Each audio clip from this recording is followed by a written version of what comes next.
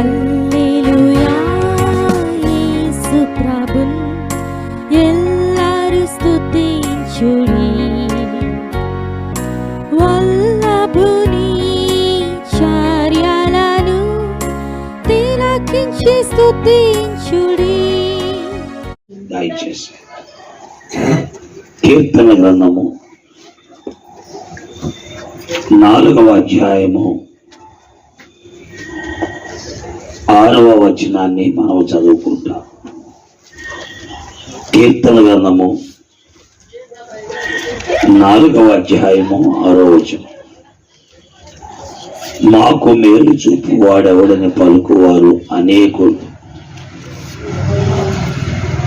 చాలండి. మాకు మేలు చూపు వాడెవడని పలుకువారు అనేకులు. చాలా మంది జీవితాల్లో మేలు పొందాలి అని అనుకుంటారు. మేలు చేయగలిగిన వారి దగ్గరికి రాకుండా మాకు మేలు చూపు వాడెవడని పలుకుతారు. మేలు చేయవాడు దేవుడు ఒక్కడే. ఆ మేలు చేసే దేవుని యొద్దకు రాకుండా మాకు మేలు చూపు వాడెవడని పలుకుతారు. ఇలాంటి మాటలు పలికే వారు ఎవరంటే దేవుడంటే భయము లేనివారు, దైవత్వాన్ని ఎరుగునటువంటి వారు, దైవత్వమును గుర్చిన గ్రహింపు లేనటువంటి వారు. వారే మాకు మేలు చూపు వాడెవడని పలుకుతారు. దేవుని వాక్యం ఏంటున్న ప్రియులారా, దేవుని వాక్యములో మనం చూస్తుంటే ఇలాంటి వారు ఏం చేస్తారు అనేది మనం గమనిస్తున్నప్పుడు వారు దేవుని గౌరవాన్ని అవమానముగా మారుస్తారు. అది దేవుని వాక్యములో మనము చూస్తున్నది. వారు దేవుణ్ణి గౌరవించుటకు బదులు వారి యొక్క వ్యర్థ ప్రవర్తన ద్వారా, అక్రమ ప్రవర్తన ద్వారా, అజ్ఞానముతో కూడిన అవివేకముతో కూడిన ప్రవర్తన ద్వారా వారు దేవుని యొక్క గౌరవాన్ని అవమానముగా మారుస్తారు. అంతేకాదు, వారి జీవితంలో వారు వ్యర్థమైన దానిని ప్రేమిస్తారు, అబద్ధమైన దానిని వెతుకుతారు. ఎవరు వీరు అంటే మాకు మేలు చూపు వాడెవడు అని పలికేవాడు. దేవుని వాక్యం వింటున్న ప్రియులారా, ఇలాంటి వారిలో నీవు ఉన్నట్లయితే నీ జీవితము చాలా ఆందోళనకు గురవడానికి, నిరాధారిగా మారిపోవడానికి, నిరాశ్రయుడుగా జీవించడానికి కారణమైపోతుంది. దేవుడు ప్రతి వ్యక్తికి సహాయం చేయటానికి నిలిచున్నాడు. దేవుడు ప్రతి వ్యక్తిని ఆదుకోవడానికి నిలిచున్నాడు. దేవుడు ప్రతి వ్యక్తికి కూడా ఆదరించడానికి నిలుచున్నాడు. అయితే ఈనాడు ప్రజలు దాన్ని గ్రహించలేని దుస్థితి ప్రజల్లో కనబడుతూ ఉన్నది. దేవుని వాక్యములో మనము చూస్తున్నట్లయితే కొంతమంది వారి జీవితంలో దేవుడు కావాలని కోరుకునేటువంటి వారు, దైవభక్తిని అపేక్షించేవారు. అందుకనే 3వ వచనములో 4వ అధ్యాయములో మనం చూస్తున్నాం. చూసారా, ఆయన ఎడల భయభక్తులు గలవారెవరో ఆయన ఎరిగినటువంటి వాడు. ఆయనకు భయపడేవారు, ఆయన యందు భక్తి చేసేవారు ఎవరో ఆయన ఎరిగినటువంటి వారు. వారు ఇప్పుడు కూడా దేవుని సన్నిధిలో దేవుణ్ణి వెంబడిస్తూ ఉంటారు. వారు ఎప్పుడు ఏం చెప్తారంటే వారి ధాన్య ద్రాక్షారసం విస్తరించిన నాటి సంతోషము కంటే అధికమైన సంతోషము నీవు నా హృదయములో దేవుడు నా హృదయంలో పెట్టాడని. అంతేకాదు నెమ్మదితో పండుకొని నిద్రపోవద్దు. వారికి తలపోటు ఉండదు, నడువు నొప్పి ఉండదు, కలవరం ఉండదు, నిద్ర పట్టని స్థితి కూడా ఉండదు. వారు కొద్దిగా నిద్ర పట్టాలంటే మత్తు పదార్థాలు తీసుకుంటే నిద్ర పడుతుందని అనుకోరు. వారు కేవలము దేవుని మీద ఆధారపడ్డారు కాబట్టి, దేవుని వైపు వారు చూచారు కాబట్టి వారికి మత్తు పదార్థాల అక్కర్లా. వారు మరి ఎలా ఉంటారు? నెమ్మదితో పండుకొని నిద్రపోవుదు. వారు నెమ్మదితో పండుకొని నిద్రపోతారట. వారు ఒంటరిగా ఉండిన వారికి భయము లేదు, ఎందుకంటే దేవుడు వారిని సురక్షితముగా ఉంచుతాడు. ఈరోజు నువ్వు భయపడుతున్నావు అంటే కారణం ఏంటి? దేవుని యందు భయభక్తులు లేకపోవడమే. నీవు నెమ్మదితో పండుకోకపోవడానికి కారణం ఏంటి? దేవుని యందు భయభక్తులు లేకపోవడమే. నీ హృదయంలో సంతోషం లేకపోవడానికి కారణం ఏంటి? దేవుని యందు భయభక్తులు లేకపోవడమే. ఒకవేళ నువ్వు సామాన్యుడివే కావచ్చు, నీకు ధాన్య ద్రాక్ష రసము విస్తరించకపోవచ్చు, అయినా దేవుని యందు భయభక్తులు కలిగిన ద్వారా ఈ సంతోషాన్ని నువ్వు అనుభవిస్తావు. ప్రియమైన దేవుని వాక్యం వింటున్న బిడ్డలారా, గ్రహిద్దాం, దేవుని వైపు తిరుగుదాం. ఎంతకాలం దేవుడంటే భయము లేకుండా బ్రతుకుతాం, ఎంతకాలం ఆయన గౌరవాన్ని అగౌరవంగా అవమానంగా మారుస్తాం, ఎంతకాలం వ్యర్థమైన దాన్ని అనుసరిస్తాం, ఎంతకాలం అబద్ధమైన దాన్ని వెతుకుతాం. దేవుడు నిన్ను కోరుకుంటున్నాడు. నీవు ఆయన ఎడల ఆసక్తి చూపించినట్లా ఆసక్తి చూపించాలని ఆయన అపేక్షిస్తున్నాడు. ప్రియ దేవుని వాక్యం వింటున్న ప్రియులారా, ఆలోచిద్దాం. నిర్ణయాలు మనవే, బలవంత పెట్టడు ఆయన. ఏమాత్రము కూడా మనల్ని బలవంత పెట్టి కార్యాలు చేసేవాడు మాత్రము కాదు. ఈ విధంగా దేవుని యందు భయభక్తులు కలిగినటువంటి వారు ఏమి చేస్తున్నారు అనేది లేఖనాల 6వ వచనంలో చూస్తున్నాం. యెహోవా నీ సన్నిధి కాంతి మా మీద అది. వారు దేవుని కాంతిని కోరుకుంటారు. ఆ కాంతి వారి మీద పడితే చాలు, వారు ఎలా ఉంటారు? నెమ్మదితో పండుకుంటారు, సురక్షితంగా ఉంటారు, భయము లేని వారికి ఉంటారు, సంతోషము కలిగిన వారికి ఉంటారు. అందుకే దేవుని యందు భయభక్తులు కలిగిన వారు ఏం చేస్తున్నారంటే, నీ సన్నిధి కాంతి మా మీద ప్రకాశింపచేయమని కోరుకుంటున్నారు. వాక్యం ఏంటున్న ప్రియ స్నేహితుడా, నీవు నిద్ర లేకుండా ఉంటా కారణం, భయపడటానికి కారణం, కలవరపడటానికి కారణం, నీవు దేవుణ్ణి గౌరవించట్లా, దేవునికి భయపడట్లా, దేవుని యందు నీకు భయభక్తులు లేవు. ఆయన అవమానపరుస్తావా? వ్యర్థమైన దాన్ని ప్రేమిస్తావా? అబద్ధమైన దాన్ని వెతుకుతావా? నో, దేవుడు దాన్ని ఇష్టపడట్లేదు. ప్రియులారా, కాబట్టి మీ పడకల మీద ఉండగానే ఆయనను నువ్వు ధ్యానం చేయాలి. నీ పడక మీద ఉండగానే నువ్వు వేరే వాటి గురించి ఆలోచిస్తే దెబ్బతింటా. గుర్తుపెట్టుకో, వాక్యము మాట్లాడే సత్యం ఇది.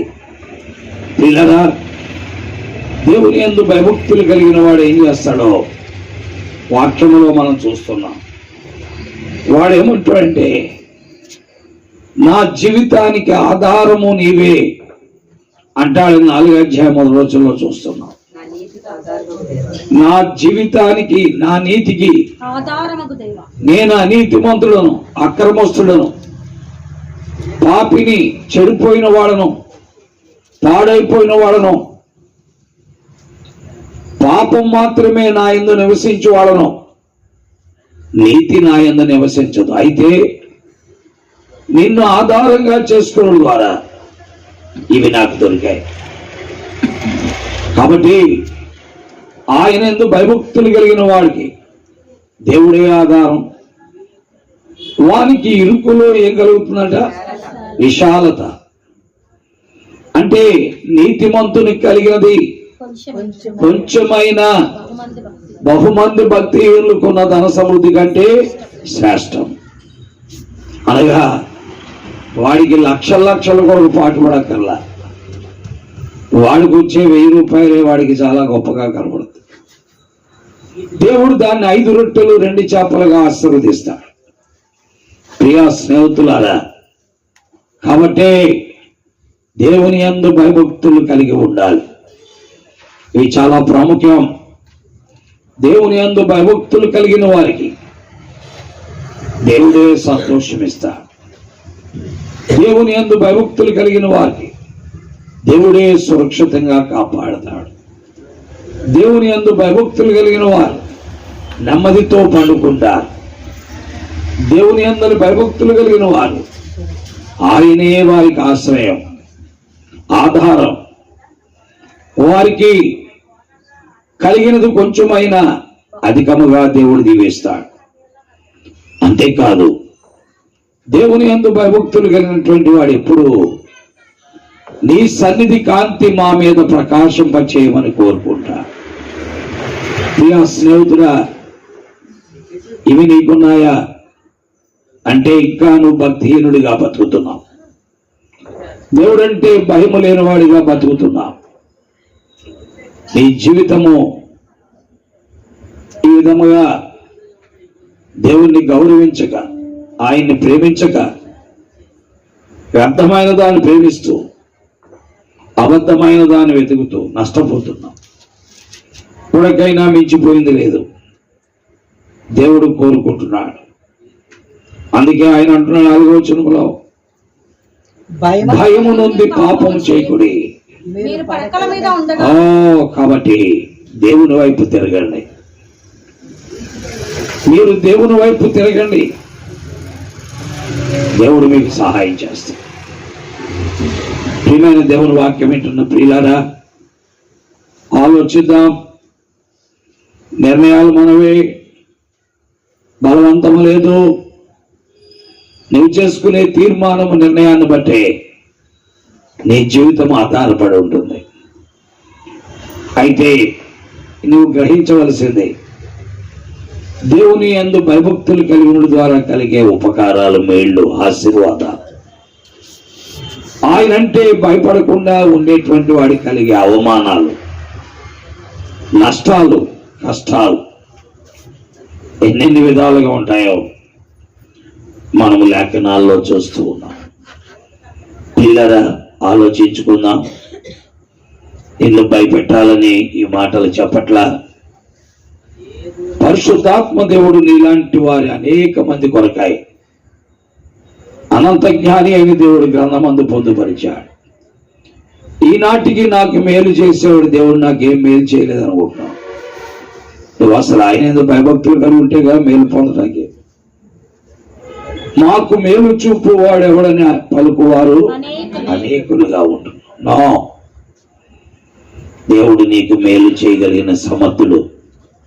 మేలు చేసే దేవుణ్ణి విడిచిపెట్టావు. వ్యర్థమైన దాని కొరకు వెళ్తున్నావు, అబద్ధమైన దాని కొరకు వెళ్తున్నావు. దీనివల్ల కలిగే పర్యవసానము ఎంతో భయంకరమైనది. కాబట్టి గుర్తుపెట్టుకో, నిర్ణయాలు చేసుకున్న ప్రభువుని వెంబడిద్దాం. ప్రభువారు అన్నారు, నాకు వేరుగా ఉండి మీరేమీ కూడా చేయలేరు. దేవుని వాక్యములో స్పష్టంగా ఉన్నది. యోహాను సువార్త 15:5 ద్రాక్షావళి నేను, తీగల మీరు. ఎవడు నా యందు నిలిచియుండు. ఎవడు నా యందు నిలిచుండునో నేను ఎవరి యందు నిలిచుండునో బహుగా ఫలించును. నాకు వేరుగా ఉండి మీరేమీ చేయలేరు. కాబట్టి ఆలోచించుకో, నీ జీవితంలో నువ్వు నెమ్మదితో ఉండాలి, సంతోషముతో ఉండాలి, సురక్షితముగా ఉండాలి, భయము లేకుండా ఉండాలి అంటే కేవలం ఇరుకులో విశాలత కలగాలి అంటే కేవలం దేవుని యందు భయభక్తులు కలిగిన ద్వారానే ఇవన్నీ దొరుకుతాయి. నిర్ణయాలు నీవే బలవంతం లేదు, ఆలోచించుకొని సరైన తీర్మానంతో ముందుకు వద్దాం. ఇప్పటికే సమయం వేస్ట్ అయిపోయింది. అందుకే దేవుడు అంటున్నాడు, ఎంతకాలం అయింది, ఎంతకాలం ఈ బ్రతుకు అని ప్రభువు మాట్లాడుతూ ఉన్నాడు. కాబట్టి భయపడదాం, ప్రభువుకు అప్పగించుకుందాం. ఇప్పటికైనా ఆయనను గూర్చిన ధ్యానములోనికి వద్దాం, ఆయనను గూర్చిన ఆలోచనలోనికి వద్దాం. నువ్వు అంతలో కనబడే అంతలో మాయమయ్యే ఆవిరని మాత్రం మర్చిపోబాకు. ఒక చిన్న పరిస్థితి నీకు వస్తే తల క్రిందులు అయిపోతావు, లేవలేవు, కూర్చోలేవు, నడవలేవు, పడక మీద దొర్లుతావు. కాబట్టి ఈ పరిస్థితి అంతటి కారణం ఏంటి? దేవునికి భయపడకపోవడమే, దేవుని అందులో భయభక్తులు లేకపోవడం.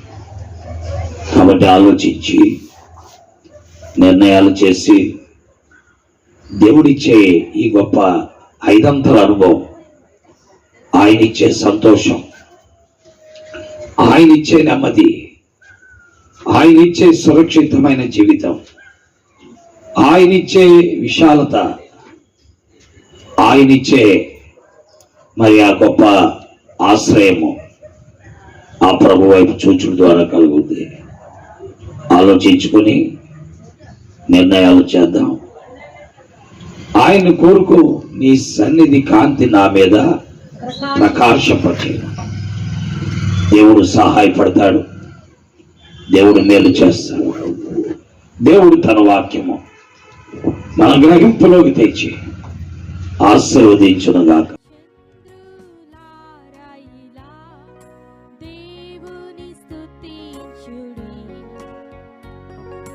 హృదయమును వెలిగించిన యేసుని స్తుతించుడి.